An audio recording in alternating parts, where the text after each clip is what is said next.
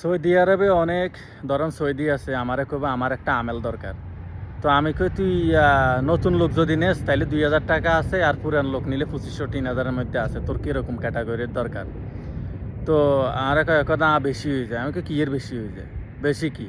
তোরা এই দেশে কাম একটা করস, তোরা বসে থাকস চেয়ারের মধ্যে ৩-৪ হাজার ৫,০০০ টাকা বেতন লই যাস। আর আমি বাংলাদেশের যে কোনো লোক আমরা যদি চাই তো ওর কাছে ২,০০০ টিয়া ২৫০০ টিয়া তো তোরা কস জেয়াদা গালি এ সাদা কি দে এগুলা কি তবু?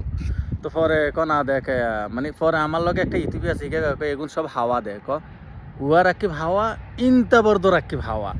মানে এটা হচ্ছে হেগুন বেগুনের কাছে আমেল আছে মানে তোরে হেগুন একটা হাবা দি চা যে চাই আমেলেকে কত দি পান যা তো হেগার ঘরের আমেলরা যদি হিকে ১৫০০ বেতন দেয় তুই ওরা আয় তো ১৩০০ টিয়া হাইছি।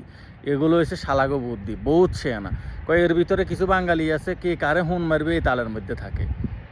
এই হইলো কথা। তো আপনারা দেখবেন চেষ্টা করবেন যে কোনো জায়গায় কাজের জন্য যান যেখানে যান বেতন সবসময় বাড়াই চাইবেন।